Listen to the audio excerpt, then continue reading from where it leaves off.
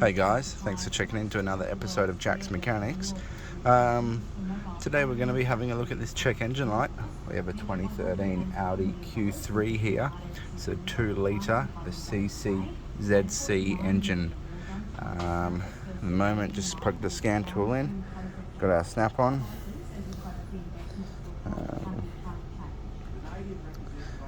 We'll see if we can walk you through this CCZC.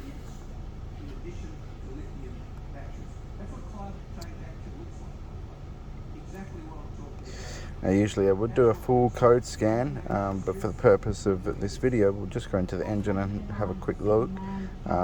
Snap-on's not the fastest tool in the world to do a full code scan on a European based car with lots and lots of modules. Okay, leak in air intake system, P2279, bank 1 system 2 lean, oil pressure switched for reduced oil pressure malfunction. That's not good. So I'll check that oil level, and I think what I'll do, I'll grab the smoke machine out on this thing. Actually, oh god, I shouldn't have done that. Let's go back into that and see if there was any freeze frame when this actually set this code.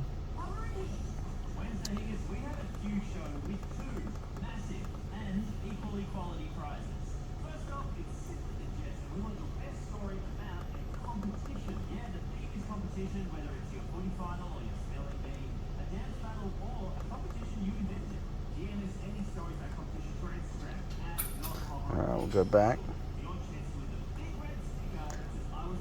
We'll go into the global side of the scanner and have a look at some freeze frame.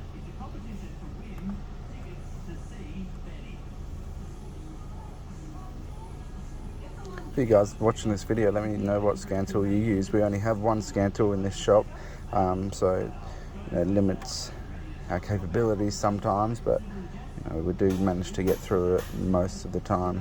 I almost put my bets on this thing. I haven't even opened the bonnet, but these 2 litre, I believe this is probably the TFSI. All these VAG model stuff, obviously common for PCV dramas, so we'll have a look. Freeze frame.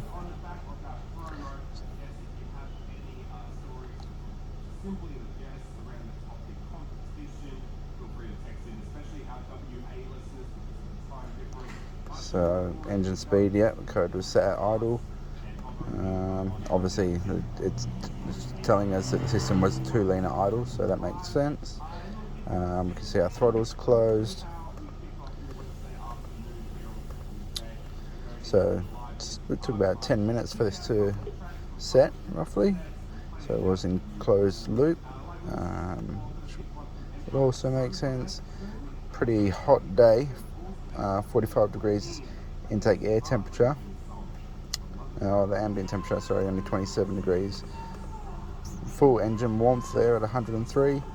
Airflow, yeah, probably about right for this 2 litre. Fuel trims, oh my lord, plus 60% fuel trim in the long term. Short term, and it's got a lot of correction. That's the second most I've ever seen. I've one time seen a Volkswagen Golf, and it had like plus 80. Sorry, there was negative 80. It had a blocked cat on that thing. Insane. Again, vehicle speed 0. So, all right, we'll go looking for vacuum leak. There might be one more thing that we can check. If we go onto data and we'll have a look, see if it's actually faulting at the moment, see if the fuel trims are still where they're at, or where they were actually, say. I mean, it's idling pretty smooth, feels pretty nice, but I guess if it has that much correction and it's actually got the correct air-fuel ratio, even though it's excessive on both the air and the fuel, we're still be running pretty close to stoic. Go down in closed loop again. I've only just brought this thing in, so it's warming up, and yeah, fuel trims are massive, so we'll just set a custom PID list. Do this, and we'll go engine speed.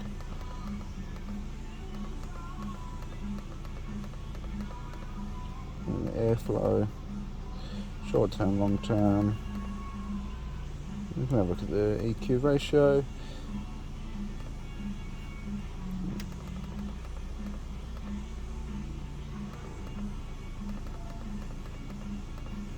Okay.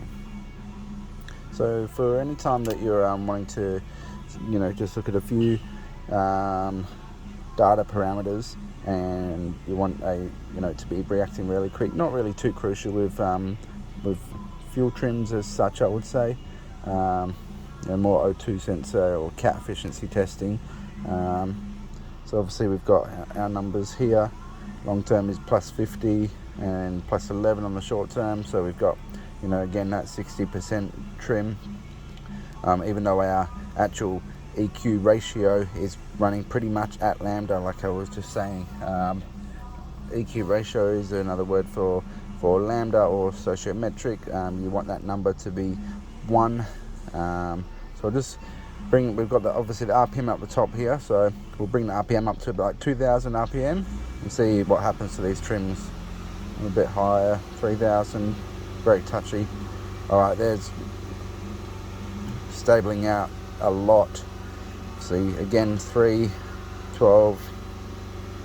It would probably take a while for this to come down. I mean, it'll probably still be running, maybe not have too much of a vacuum drama with this much RPM. The reason that we are raising the RPM is to get more airflow into the engine and basically reduce the amount of effect that this potential vacuum leak is having on the engine.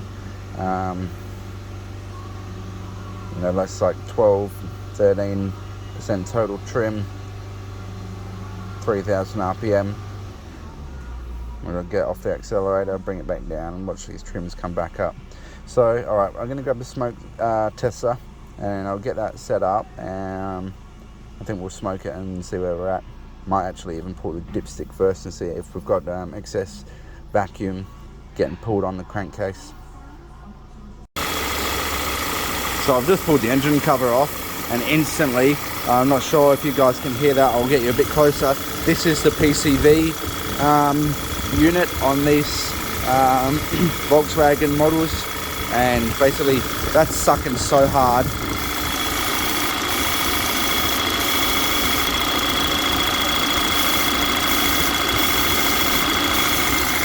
Bets are that you can't pull the cap off.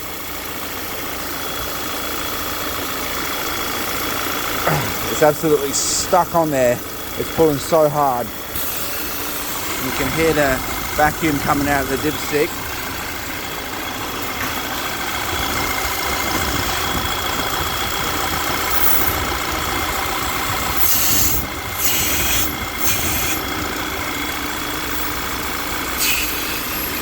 Alright, I'll shut that off.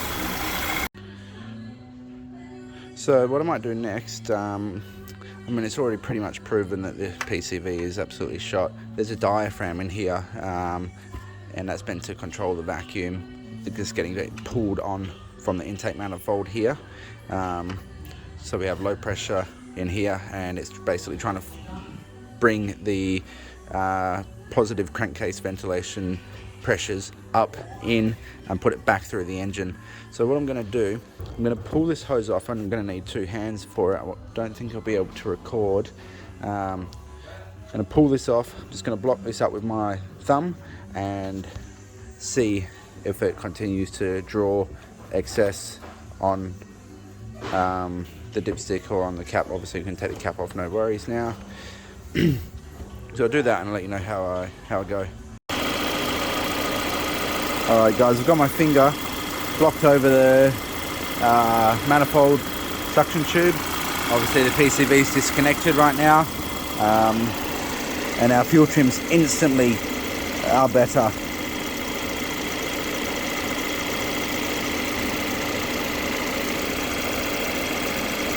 Still got the dipstick out, not sucking hard on that thing at all, and you can pull the cap off as well. Unfortunately, I only have 2 hands, and I'm not going to attempt to take that off with my mouth. So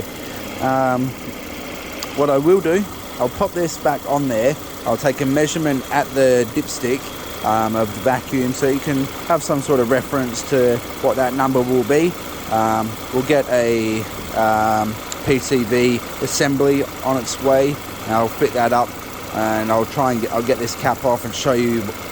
I imagine that one's got a pretty big split in there. This, yeah, he said, the customer said this has only happened about a week ago. It's only got like 90-odd thousand Ks on this thing. So yeah, I'll get that ordered and get it on the way, and I'll take a dipstick measurement in the meantime. So we've got the back gauge running directly into the dipstick. I dare say that wouldn't even be fully sealed, and this thing has got massive amounts of vacuum. It's just huge, so you know that is not, you don't want all that excess air being pulled into the engine by the crankcase. So you know, that's nearly 15 inches. I'd say that's not even fully sealed, and you know that's pulling hard on there. I mean, that was pretty bad. So what I'll do, like I say, I'll get a new one in, and we'll take another measurement and show you what it actually should look like. So just going to remove the PCV valve now. Obviously got the hose off, but you got these little Torx, look like Torx 25, possibly, probably more like 30s actually. We've got to remove our coil wiring harness so we can get that back. We've got bolts just down the back here, and also this hose, obviously that's made on there, but I'm pretty sure you can get that off. I'm not sure if the new PCV comes with that or not, but yeah, I'll get all the bolts out, and before I leave it off, I'll show you another photo. So I mean, that's like a 5-minute job to get that off. But you guys haven't wanted to look at where the bolt holes are. It's a bit of an overview of it. I mean, let's just point out how clean that is inside there. This thing is in here like every 7,000 Ks to get its oil and filter changed. 90,000 Ks, not a bar of carbon buildup from oil sludge. That's nice, I like that. So anyway, I'll clean that up, and when the new one arrives, I'll put it on. In the meantime, I'll pop this cover off. Probably going to break it because I don't really care. It's good for trash anyway. And I'll show you this diaphragm. There she is. Nice big split in this one. Told you guys that was going to be large. It was pulling hard. Usually they're just like a tiny little, you know, maybe like that much is usually what I've seen. It's pretty bad, this one. So that's just that cap off the top. It's got a spring to support the diaphragm in the middle. It just goes on there, controls the flow through.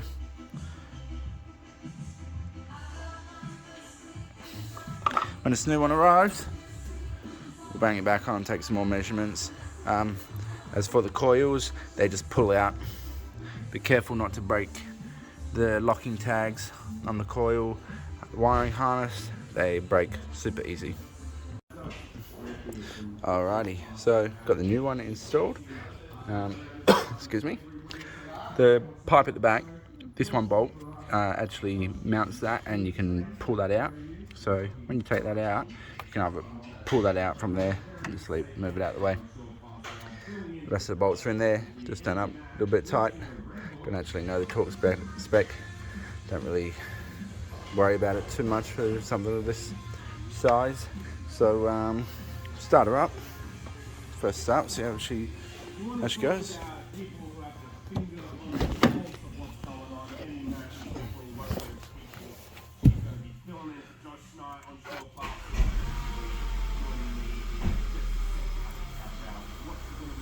Obviously engine light's still on because we haven't cleared any faults. Just going to give this camera a bit of a clean.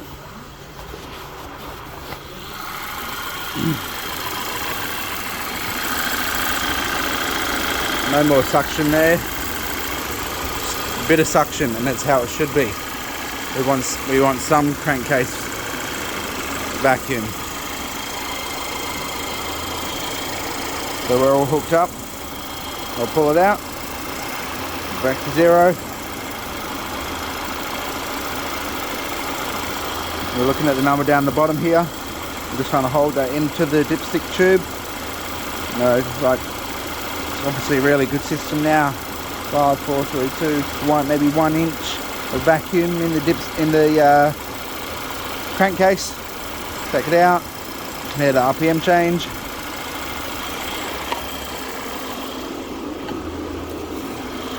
Pop the dipstick back in.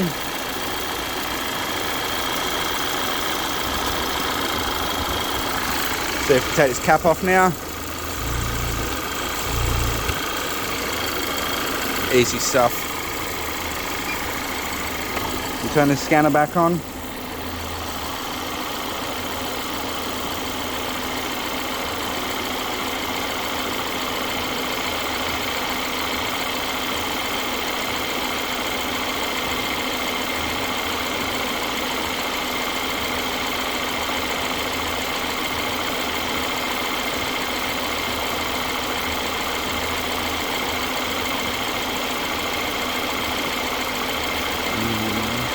Sorry.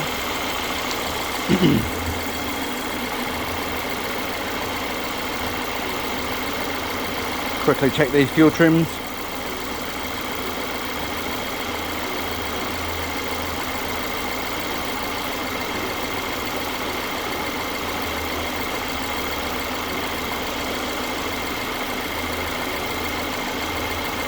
That's working its way down. I'm surprised that short term isn't a lot more negative. For some reason it might just be the scan tool doesn't want to read negatives.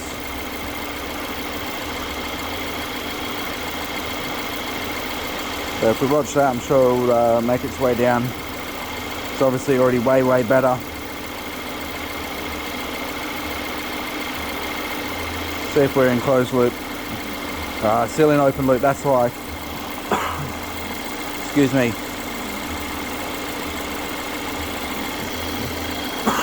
We'll jump back in the car.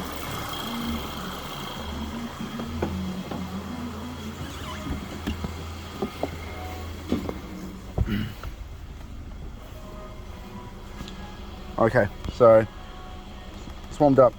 We're in closed loop. Now we see this short term starting to do its thing. And the long term's come all the way down.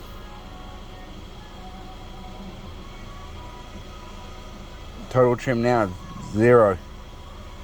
Whether you add your total, get your total trim, take your short term, take your long term, add them together. If you've got minus on the short term, you've got positive on the long term, you subtract the short term from the long term, gives you total amount of trim. That's nice. Now we can clear these codes and take it for a drive, but this thing is an absolute fix, so that's it. There we go, guys. So thanks for following me on that one. It's our first engine light diagnosis, and thankfully a bit of a simple one. Hopefully this video didn't end up being too long, but you know, if it helped you out in any way, please consider liking the video or liking the channel, subscribing. That would really help me out too. So yeah, stay tuned for more like this, and we'll see you at the next one. Cheers.